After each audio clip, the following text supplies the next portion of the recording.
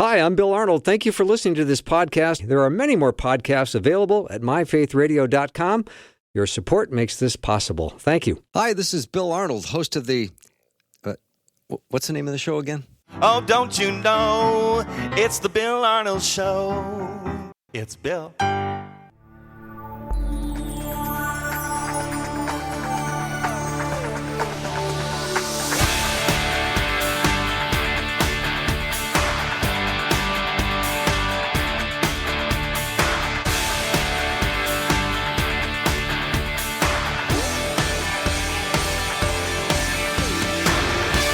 And a warm welcome to the Bill Arnold Show. Say, why? Did you know that Dr. Gary Chapman has helped more than 150 million people discover their love language? Wow, I didn't know the number was that big. That's a lot of people in his living room. Yeah, well, if they're all in there at the same time, I'm not sure how he pulls it off. Well, but that's pretty impressive. And if you have ever read his book on the love languages, we're going to take it one step further today. And he's got a new book that he wrote with Drs. Les and Leslie Parrott. And it is The Love Language That Matters Most. How to personalize love so they really feel it.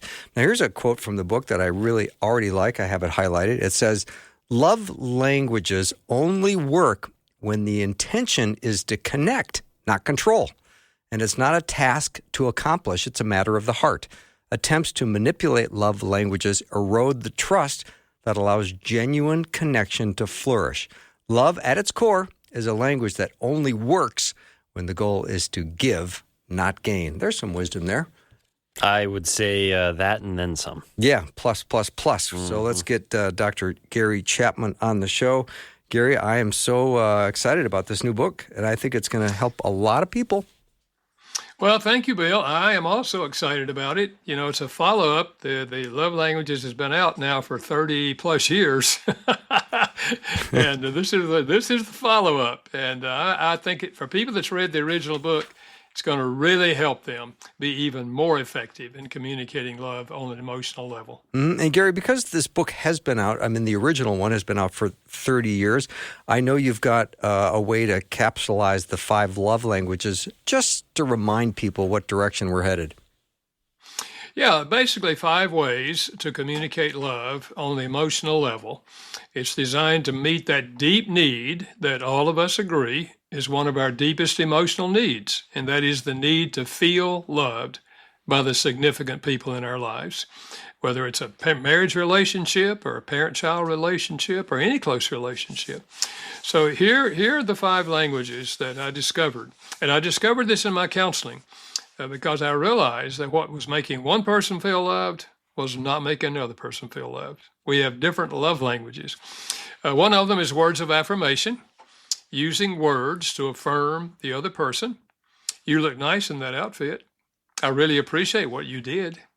You know, one of the things I like about you is just looking for things that you can affirm and verbalize them. You can write the words. You can speak the words. I guess you could sing the words. Oh, but words. Another love language is acts of service. Doing something that you know the other person would like for you to do. In a marriage, that might be such things as cooking meals, washing dishes, vacuuming floors, mowing the grass, washing the car, walking the dog, changing the baby's diaper. Ooh, that's a big one. It's just, you know the old saying, actions speak louder than words. Mm-hmm. If this is their love language, that is true. It's not true for everyone. But for these people, if this is their love language, acts of service will speak louder. And then there's gifts. It's universal to give gifts as an expression of love. You know, before I studied counseling and theology, I did an undergrad and a master's degree in cultural anthropology, studying cultures all over the world and how they're organized. We've never discovered a culture where giving gifts is not an expression of love. And the gifts don't have to be expensive. We've always said it's the thought that counts. You know, you give the gift and they're thinking, oh, they were thinking about me. Look what they got for me. And then there's quality time, giving the person your undivided attention. I do not mean sitting on the couch watching TV together. Someone else has your attention. TV is off. Computer is down. We're not answering our phone. We're giving each other our undivided attention, talking and sharing life. And you don't have to be sitting there. You can be taking a walk down the road and talking to each other. And now go out to eat, assuming that you talk. We've all seen this in the restaurant. Couples sitting there across the table from each other. Each of them have out their cell phone answering text messages. That is not quality time. That's proximity, Right. but it's not quality time. And then number 5 is physical touch. We've long known the emotional power of physical touch. That's why we pick up babies, hold them and kiss them and cuddle them. Long before the baby understands the meaning of the word love, the baby feels love by physical touch. So in a marriage, that is such things as holding hands and kissing, embracing, the whole sexual part of the marriage, arm around the shoulder, driving down the road, you put your hand on their leg, sitting around the house and they walk by, you trip them. You know, I'm kidding. I'm kidding. I knew you Don't were trip kidding. your spouse. And so the basic concept is that out of those 5, each of us has what I call a primary love language. All of them are fine. We're not going to turn away any one of them.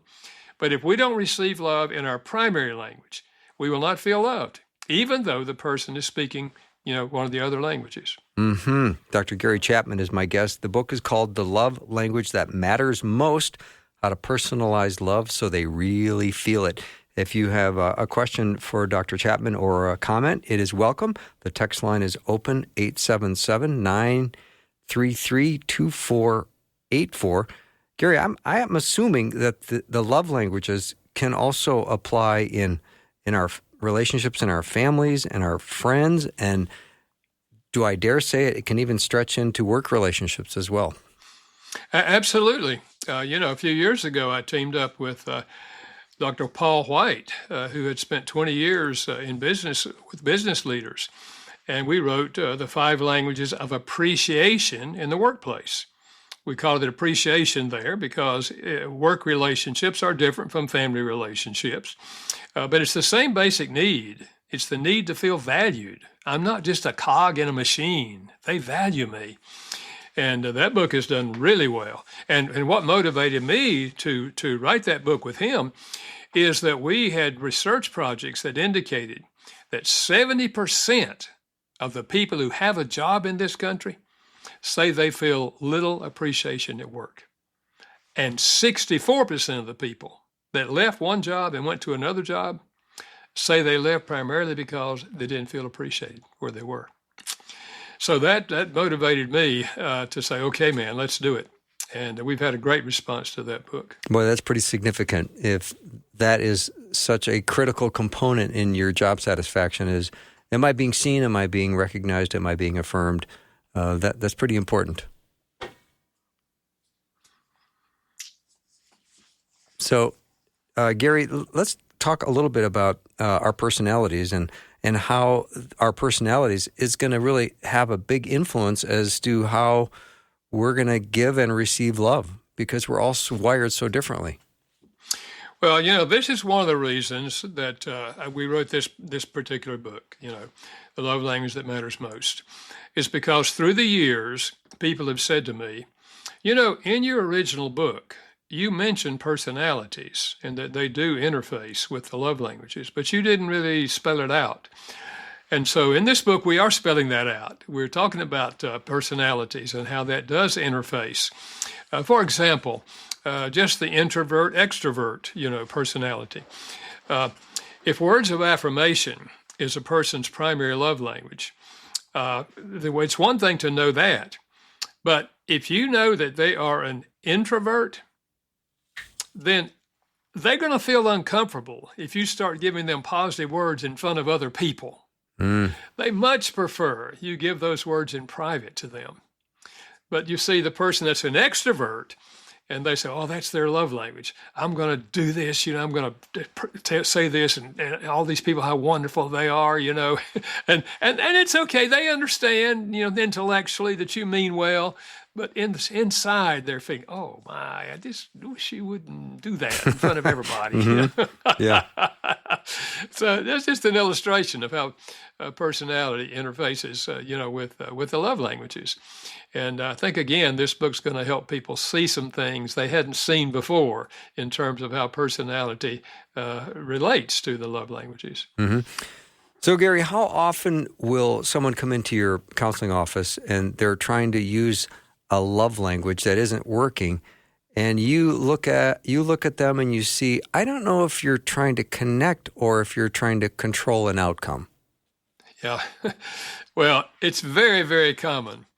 And I think the reason is we are by nature self-centered. Now, there's a good part to that. That means we try to eat well and get exercise and get sleep and rest and so forth. Take care of ourselves. But when that becomes selfishness, and we either lean toward an attitude of love, which means I want to enrich the life of the other person, or we lean toward an attitude of selfishness, I'm in this relationship to make me happy, then we're choosing a huge difference here. And so because we are self-centered, often we become selfish when it comes to the whole matter of love. And how many people have said this to me through the years? They come in alone and they say, Dr. Chapman, we read your book, and my husband's love language is, and they tell me what it is, and I've been really trying to speak it for 3 weeks. I've been trying to speak it, and they know my love language, but they're not responding to me. It's just not working. And I will say, well, now let me make sure I understand you. You are speaking their love language so that they will speak your love language. Is that what you're saying? Well, yeah, I guess that's what I'm saying. I said, well, that's manipulation. You're trying to manipulate them. I said, true love is unconditional. God loves us. We weren't lovely when God loved us and gave his son for us. He loves us unconditionally. Well, we also are called to love others the way God loves us. So we are to have the attitude that I want to enrich the life of my spouse. Certainly, we would hope that they will love us in a way that's meaningful to us. Yes, because we have a need for that. But we're not to be loving them so they will love us. And consequently, they give up. After 3 weeks, it's not working because I'm not getting what I want out of the relationship. Dr. Gary Chapman is my guest. The Love Language That Matters Most is his new book. It's a follow-up to the 5 love languages, how to personalize love so they really feel it. Let's talk about how important listening is. I think listening is one of the huge keys in having a healthy relationship, whether it's marriage or any other close relationship. And to be honest with you, many of us are not good listeners.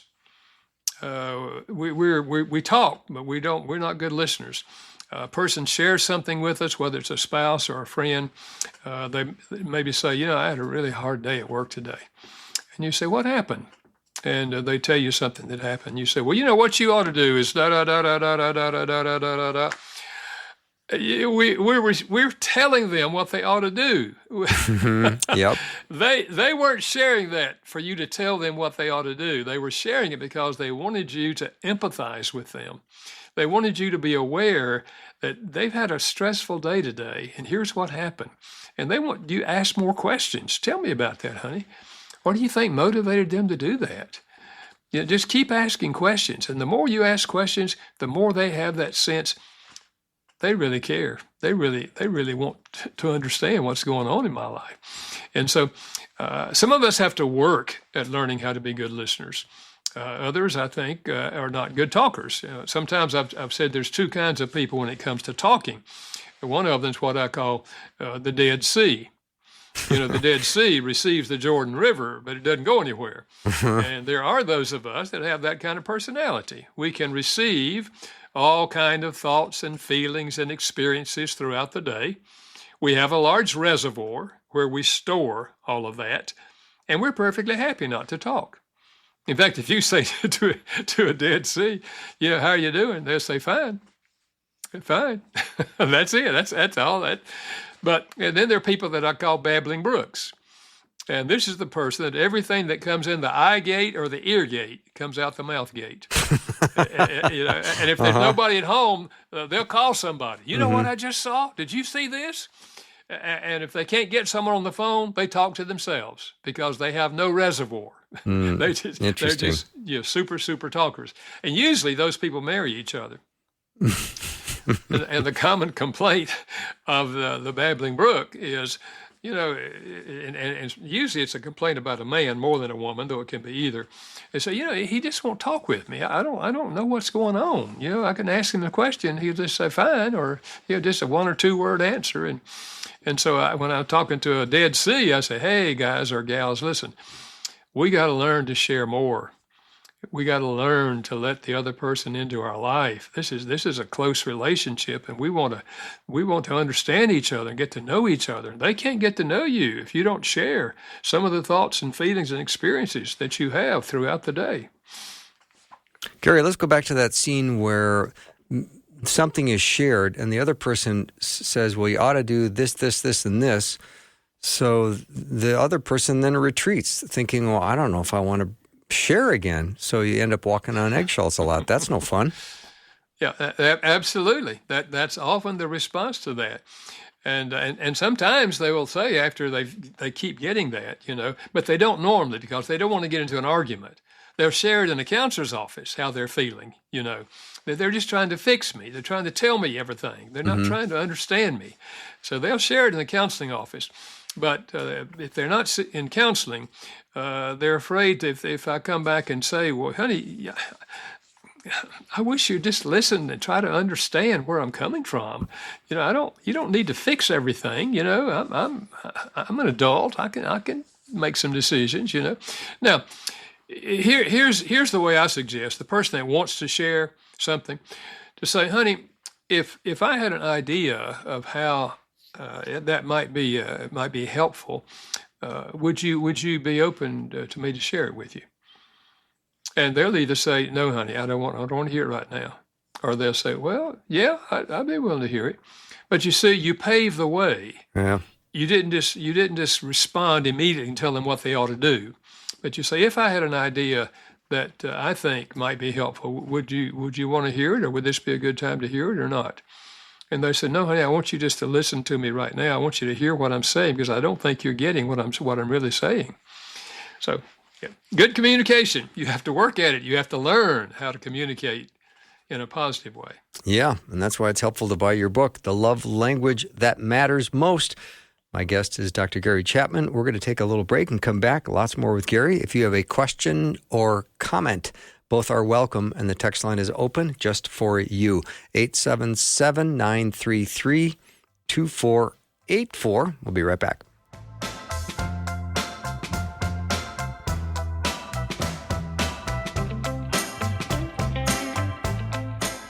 Welcome is a word said universally all over the world. Every language on the planet has their own way of making a friendly greeting.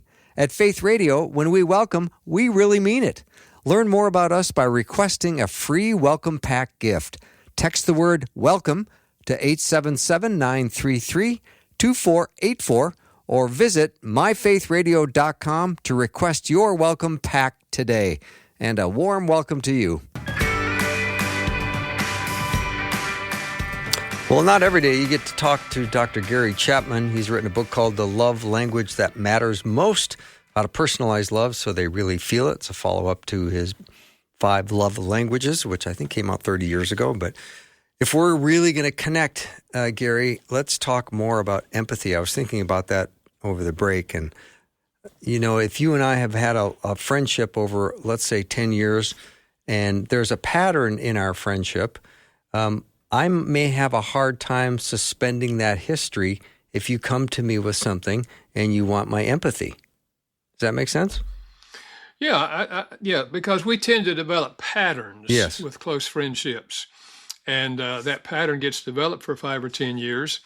And then if it changes, that is, the person starts responding or sharing things that they would never have shared earlier on, we're not sure where to go with that. And I think Empathy is something that can be learned. It's not necessarily natural for all of us. Because it's different from sympathy. Sympathy, hears enough about what the person's problem is and says, "Oh, I'm so sorry to hear that. I know that has to be painful." But empathy asks questions to let the person talk, because when a person's struggling with something, in their own mind, they've been thinking about, what am I going to do? How am I going to handle this? And so they're sharing with you because they want you understand them. Look at the world through their eyes. Ask questions so that you can eventually say, well, I can see how what you're saying makes a whole lot of sense. If I were in your shoes, I would probably feel exactly like you feel.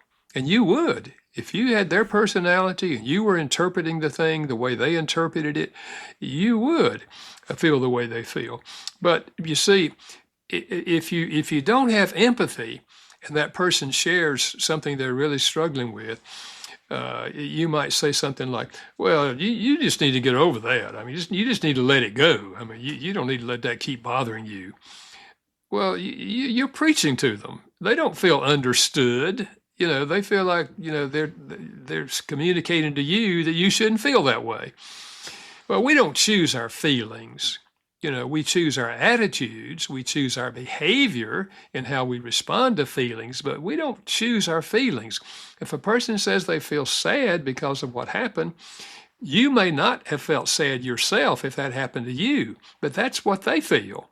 And what you want to do is let them share it so you can then honestly say, oh, I can see where you're coming from. I can see how you would feel that way. That makes a whole lot of sense. And now, they feel like they've been heard. They feel like you see their perspective. But it takes effort to do that. And some of us in particular are so inclined to give answers to people and to tell them how to solve their problem rather than hearing and empathizing with them. And once you empathize with them, then you might have an opportunity, or they might say to you, what do you think? What do you think I should do? What would be my first step? Well, now you can share whatever ideas you have because now they're asking you for that. And the reason they're asking is they feel like you understand them. Mm-hmm. You've listened long enough that they feel understood. So this is essential in long-term healthy marriages and long-term healthy friendships. Mm-hmm. And Gary, isn't it safe to say we connect at our own level of brokenness or experience? And if I had an experience, let's say I lost my job a month ago, and then I ran into someone and I said, how are you? And they said, well, I'm really stressed out. I lost my job yesterday. You would all of a sudden have commonality and a topic to discuss. The empathy would come out in a much different way than if you had never lost your job. Yeah, that is true. But one of the problems with that is that if we've had something similar, we just listen a little bit and we say, I had that same experience about 5 years ago and da-da-da-da-da-da-da. So you're listening autobiographically. That's right. And you're speaking too soon. They don't feel that you feel with them. Right. So it's okay. It's okay. We are where we are. We've all had a history. And yes, a lot of times people are sharing a problem that you've had something similar and you work through it and you have ideas. But first of all, you want to make sure you hear them and they see that you are trying to understand where they are. And then you may share, something that happened to you 5 years ago that was similar. Yeah. Boy, as important words of affirmation are, there can also be words that wound terribly. Yeah. And I know that... And negative words to a person who's they hurt anybody. But if words of affirmation is their primary love language and you give them critical words, it's like a dagger in their heart. And so that's why understanding each other's primary love language and recognizing you don't ever want to do the opposite of that. If you give somebody a gift or you give a child a gift and maybe that child disobeys a rule and you say, well, I'm going to take that gift away from you and you can't have that gift for 3 weeks because of what you did. That's the most severe punishment you could give that child. It's just like dagger in their love tank. You know, whereas another child may feel like, well, that's okay. Yeah, I understand. It's okay. So understanding a child's love language is so important for parents. You know, the second book I wrote in the series of books was The 5 Love Languages of Children, and I wrote it for parents. And I've often said to parents, the question is not, do you love your children? We love our children by nature. The question is, do your children feel loved? I remember a 13-year-old young man in my office. He'd run away from home. He ended up in my office. And after we'd talked a bit, he said to me, my parents don't love me. They love my brother, but they don't love me. I knew his parents. I knew they loved him. The problem is they had never understood that different children have different love languages. And so they were treating the other son in a way that this son saw as love, but they weren't treating him that way, and he didn't feel loved. And so it's not enough to be sincere. In a marriage, people are often sincere, especially if they read the original book. I remember the husband who said to me, he said, Dr. Chapman, we read your book. We took the quiz. Her language is acts of service. And he said, so... well, no, he didn't tell me what her love language was. I'm getting my memory messed up. Here's what happened. In the context after we talked a bit, I never met the couple. Found out they'd been married to each other for 30 years. And the wife said to me, we'd been talking about 30 minutes, and she said, Dr. Chapman, let me just tell you the basic problem here. The problem is I just don't feel any love coming from him. And she said, we're cordial. We don't argue. We're civil. But he does his thing. I do my thing. And I just feel empty inside. And she said, I don't know how long I can go on like this. And he said, I don't understand her. I do everything I can to show her that I love her. I said, well, what do you do to show your love to her? He said, well, I get home from work before she does, so I start the evening meal. And there are nights when I have it ready when she gets home. If not, she'll help me. After we eat, I wash the dishes every night. On Thursday, I vacuum the floors. On Saturday, I wash the car, I mow the grass, I help her with the laundry, and he went on, and I was beginning to wonder, what does this woman do? I didn't say that, but I was thinking, what does she do? He's doing everything. He said, I do all of that, and she says she doesn't feel loved. He said, I don't know what else I could do. I looked back at her, and she started crying. And she said, he's right. He is a hard-working man, and I appreciate that. But we don't ever talk. We haven't talked in 20 years. He's always mowing the grass, washing the dishes, vacuuming the floors. And I realized here was a sincere man. He was loving his wife in the best way he knew how, but he wasn't speaking her language. Wow. And it was stories like that that led me to write that first book, The 5 Love Languages. Yeah, I realized it's not enough to be sincere. If we're going to be effectively in meeting this emotional need, we have to learn what kind of love, what expression of love communicates love to them. Wow, that's quite a story, Gary. I'm curious about your take on generational communications. You know, you often hear of older people that, you know, the parents didn't share love with them, so they can't share love because that's just the way they grew up and all of that. How do you put that into a perspective? Yeah, well, what I say to people, for example, a man said to me, he said, Dr. Chapman, my wife and I read your book, and he said, took the quiz, and her language is words of affirmation. And he said, I hate to say this, but I don't know how to say those kind of words. He said, I never received any positive words growing up. All I was ever told was that I was lazy and I was never going to amount to anything. And I don't know how to say positive words. And I said to him, well, you are where you are. You can't change your history. But here's the good news. You can learn to speak this language as an adult, even if you didn't get it as a child. Since you know how important it is to her, you can learn it. I said, for example, can you just tell me 3 things that your wife is good at?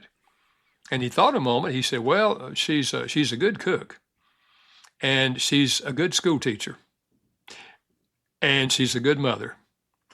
I wrote those 3 words on a piece of paper.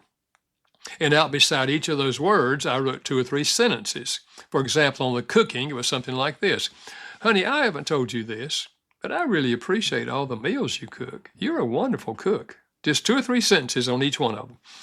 And I handed it to him. I said, now here's your assignment. This week, I want you to get in a room by yourself twice a day and read these sentences out loud so you hear yourself saying these things. And when you come back to me next week, I hope you can say them to me without looking at your notes. Fabulous. And he said, well, I'll try. Well, he came back and he was able to say them. I said, okay, now here's your assignment. The next 3 weeks, I want you to give her one of these each week. I don't care what day of the week or what time of day, and I don't care the order in which you give them. I said, now the first one you give her, you might want to say it to her when she's looking in another direction. Because to look her in the eye and say this, and you haven't done it, it might just blow your mind. You know? Right. That's sensory overload. Yeah, that's right. I said, but then the others, maybe you can look in her eye. If not, it's okay if you don't look her in the eye. You just say them. He said, man, I hope I can do this. I said, well, listen, you just said them to me, so you can say them. And now that you know how important it is to her, I'm just challenging you to give it a shot. Well, he came back after 3 weeks. I said, well, did you share them? He said, yeah. I said, how'd she respond? He said, well, on the 3rd week, she said to me, what's going on with you? I have never heard you give me so many compliments. I said, what did you say to her? He said, I just said, honey, you know, we read that book. We took the quiz. Your love language is words of affirmation. You know I didn't receive words growing up. We've talked about that. But I'm just trying to learn how to put my love into words because I love you and I want you to feel loved. Wow. And she said, oh, that is so sweet. Wow. Boy, that lit up her scoreboard, didn't it? Oh, yes. Because so that's good news. You see, once we understand how important it is to speak love in the other person's love language, then hopefully we're motivated to learn how to do things that we never received. And consequently, it doesn't come natural for us. But the more you speak that language, the more natural it begins to come to you. It's like a spoken language. You know, it's hard to learn another language you didn't grow up with. But if there's a reason why it should be learned, you can learn a spoken language that's different from your own. I grew up watching Fonzie try to say the word "I'm sorry," and it never came out. Yeah. All right, we're going to take a little... Well, that reminds me, I also wrote a book a few years ago called The 5 Apology Languages. Yeah. Because people have different ideas on what a sincere apology is. Yeah, amen to that. Gary, let me take a short break. I'll be right back with Dr. Gary Chapman. His book is called The Love Language That Matters Most, How to Personalize Love so They Really Feel It. If you have a question or comment, it's welcome, 877-933-2484.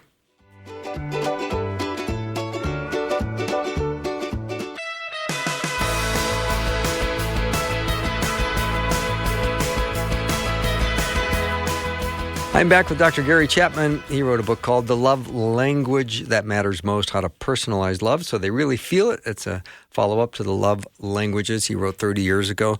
And Gary, right before the break, we were talking about this man who just couldn't come out with appreciation. So you trained him and he rehearsed, and it sounds like you were emphasizing consistency and practice, and that is all you have to do to move things forward. Absolutely. You know, I don't ever talk about perfection because none of us are perfect, but we're either growing or we are regressing. We're getting better or we're getting worse. Marriage relationships, for example, never stay the same. We're either feeling more together and our hearts are beating more together, or we're drifting apart. If you're drifting, you're always drifting apart. And that's why learning how to speak the other person's love language in a very meaningful way is one of the elements in really having a healthy marriage. I really believe that, and I've had many people say to me through the years at my marriage conferences, I do Saturday marriage conferences, and almost every week when I do those, I don't do them every week, but whenever I do them, someone will come up and say, two or three couples will say, Dr. Chapman, we just want to share this with you. That book, The Five Love Languages, saved our marriage 20 years ago. We were at the point of giving up. We were so different. We just ended up arguing all the time. Neither one of us felt loved. We read that book, and it was like the lights came on. And we took the quiz and learned each other's language, and then we started speaking it. It literally saved our marriage. And it's been very rewarding to see how God has used that book, the original book, all over the world. It's been published now in over 50 languages, which really surprised me because I mentioned earlier I did a master's in an undergrad degree in cultural anthropology, cultures, and I was very sensitive to cultural differences. And so when the Spanish publisher came to get the rights to publish it in Spanish, I said to my publisher, I don't know if this works in Spanish. I learned this in kind of middle America, And they said, well, they've read the book and they want to publish it. Wow. I said, well, okay. It became their bestseller. Wow. And after that, it just kept going, as I said, all over the world, 50 languages. It's really blown my mind. Because I knew cultural differences. There are differences, for example, on physical touch. In some cultures, if two men who are friends meet each other on the street, they kiss each other on this cheek and that cheek. Mm-hmm. Well, we don't do that in American culture, But in there, it's a way to express, love. So the dialects are different in different languages, to be sure. But the languages, I'm pretty well convinced now, they're pretty fundamental to human nature. Been very encouraging. Yeah. A text came in, Gary. Can Gary give more examples of learning the language of words of affirmation? Learning the language of words of affirmation. Well, let me just share three common dialects of that language, because this is the other element of this new book, is not only do we talk about the love languages, but we spell out some of the dialects within each of these languages. And so, for example, when it comes to words of affirmation, there are words of encouragement, such as a wife. I remember this illustration. A wife said to her husband, she said, honey, I'm so glad you're speaking at your dad's funeral tomorrow. People are going to really love it, the fact that you're speaking, and I know you're going to do a wonderful job. She's giving him words of encouragement. The problem is that's not his dialect. And he felt she was putting pressure on him that he's got to be perfect tomorrow. And so he was kind of uptight about it. She had no idea. In her mind, she was speaking his language, but it was not his dialect. And so he was feeling pressure rather than feeling encouragement. And then another of the languages of words of affirmation is compliments. It's just looking for things that you can compliment the other person on. It can be something about what they're wearing. Hey, you look nice in that, Or, one of the things I just like about you is your smile. I mean, your smile just, not just with me, but with other people too. I mean, I've noticed it. When you smile to other people and you're so open and friendly, I just, I love to see that in you. It's just looking for little things or big things about them, their personality, that you can give them compliments. And then not only compliments, but you can also give words of affirmation. Appreciation. And this is focused on things they are doing for you, or maybe for other people, but primarily for you. For example, my wife cooks meals. I have a wife who can cook. And for all these years, she cooks meals. And we've been married a long time. We have a date night every night. She doesn't cook on those nights. We go out. But the other night, she cooks a meal.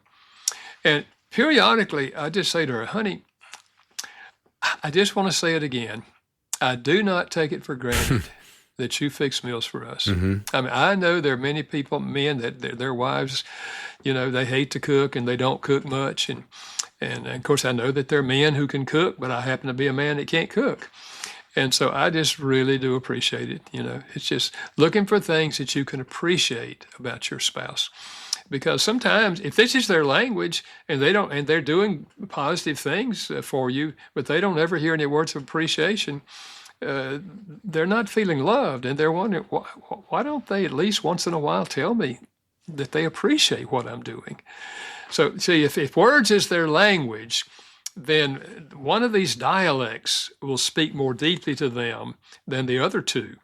And so it's important not only to know their language, but to know the dialect.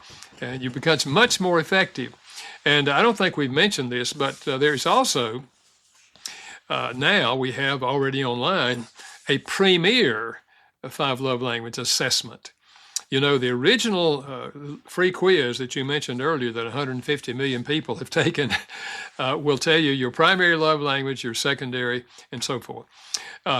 But on this new one, you not only get percentages on each one of these. What percentage out of 100%, which one? And then you also discover which of the dialects within that language speak most deeply to you. So we're encouraging a husband and wife to take that quiz individually so that, first of all, you understand yourself better and which dialect is best for you in your language. But the spouse understands it. They're getting information that they didn't have before, perhaps, as to what type of dialect is most meaningful to you. I'll give you another illustration, like quality time. Remember, we said quality time is giving the person your undivided attention. But we have dialects. And one of those is improvising. This kind of person, if they know that your language is acts of service, is a quality time, they just come up with ideas on the spur of the moment. Why don't we go do this together? But another dialect is planning quality time. So I remember the guy who said on Friday night to his wife, "Honey, I know your language is quality time. So why don't we in the morning get up early and let's just spend the morning together hiking up at Pilot Mountain, which is a local mountain where we live." And she said, "Honey, tomorrow is Saturday. I've already got Saturday planned." And he said, "Oh, you can move that to next week." So he thinks he's doing something wonderful for her because on the spur of the moment, he improvises this idea. And she feels pressured. He's pressuring her to do something at a time that's not convenient. She's a planner. What she wants is for him to bring up that idea of taking the hike, but then let's look at a Saturday which we can agree on, and now she's planning for it. It's in her plan now. So it really helps you be more effective when you get this concept. And in the book, we're dealing with all these in the book. And then the online assessment you can take that will really, it's amazing what it does. I'm so excited about the book and the assessment. Nice. Dr. Gary Chapman is my guest. He's also going to be a panelist for National Marriage Week, which is February 8th through the 15th. And you can get free resources and more at marriageweek.org. We're going to take a short break and be right back with more in just a minute.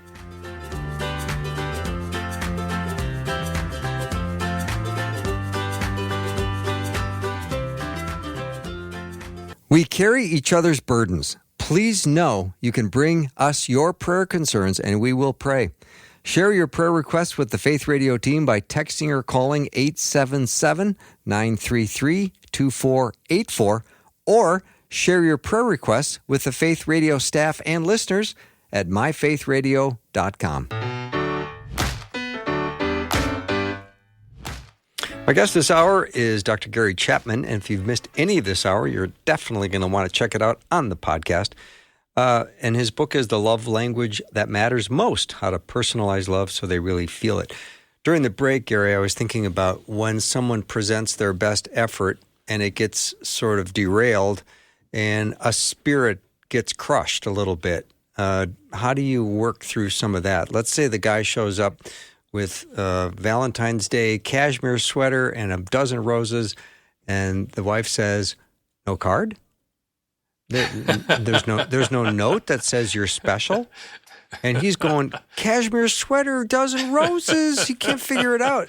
So his spirits are a little crushed. Then what? Yeah, well, and that's common because what we do is what we think will be meaningful to them. That's what we do by nature. And if we have the idea that, flowers and a fancy sweater, is the thing that's really going to make her just bubble over with joy. But if that's not her language, it's just misinformation. But I understand his feelings. That's why understanding the love language concept and then learning the dialect of that within that language, it keeps you from doing those kind of things because now you understand, that's not what would made her feel. Her language probably is words of affirmation. She wanted a card that said something positive about her. Right. Right. She was dying for him to give her a card that really gushed with words that were meaningful to her. He was giving her things. He was giving her gifts. And she was dying for words of affirmation. She appreciated the gift, probably, but it wasn't wasn't her primary language or dialect. Mm-hmm. Gary, talk about how we're not trying to rush to get it right, but we need to learn how to embrace the process. I think that's important because you can feel like a failure pretty quick, but if you understand it's a process and you're not trying to rush to get it right, you might relax a little bit more. Yeah, absolutely. We have to recognize that all of life in a relationship, we want to be growing, and that means we're learning. My wife and I through the years went to marriage conferences here and there, especially in the several younger years of our marriage, and we had this concept: if we learn one thing at a marriage conference that would help us in our marriage, it was worth going to the conference. Or if we shared a book, and now I challenge couples every year, share a book on marriage. And here's what I mean by share a book. Each of you read the same chapter, and then you say to each other, what can we learn from that chapter that would help our marriage? And you just work through the book. There's enough good books out there, Christian books out there on marriage. You can have one the rest of your life if you married 60 years. It's just a way of having new ideas putting in the mix in your marriage. So if you don't read a book, share a book together, or go to a marriage conference and talk about what can we learn from that, chances are you're not going to be learning as quickly as you could learn if you were exposing yourself to those kind of things. Mm-hmm. A question that came in on the text line about my 18-year-old daughter in her first relationship, and I wanted her to get the five love language book, but wasn't sure if I should get the teen or the regular edition. What are your thoughts? I would say if she's dating, I would give her the 5 love languages for singles. Okay. Because it's written specifically to singles. It talks about how this relates to their parents, a love relationship with them, how it relates to dating partners, how it relates to if people, close friendships. So I think 5 love languages of children for singles is the one I'd suggest for her. Mm-hmm. And this has been quite a journey you've been on with the love languages, and I love the fact that this whole thing started off organically, where you go over your counseling notes and come up with these 5 love languages, because it really has application to just about everybody, Gary. Well, I think it does, and I think that's why that book has been so successful, is because it's addressing what almost everyone agrees is one of our deepest emotional needs on the human level, and that is the need to feel loved by the significant people in our lives. And if you're married, the person you would most like to love you is your spouse. If you feel loved by your spouse, life is beautiful. Mm-hmm. But if what I call the love tank is empty, life begins to look pretty dark. Mm-hmm. And so that's why it's so important. And to have a growing marriage, then you want to be growing in your effectiveness of communicating love in a meaningful way to the other person. Gary, we just have about 20 seconds left, but you had a good working relationship with Les and Leslie Parrott. I did. I've known them for a long time, and we've spoken together a few times through the years. But I really enjoyed working with them on this book. You know, he's a psychologist, a Christian psychologist. She's a marriage and family counselor. And of course, they've written several books themselves. And so I really enjoyed working with them on this book. Yeah, well, it's been great. It's been great having you on the show over this last hour. Thank you, Gary, for your work and your commitment to helping people love each other better. It's been great having you on. Well, thank you, Bill. I enjoyed being with you, and keep up the good work you're doing. Well, thank you so much. I appreciate it. Have a good rest of the day. Thank you. Yep, Dr. Gary Chapman has been my guest. The Love Language That Matters Most, How to Personalize Love So They Really Feel It. That's the name of his book. We're going to take a break, and when we come back, Bible teacher and friend Jeff Verdorn is going to continue his study in 1 Peter. Be right back.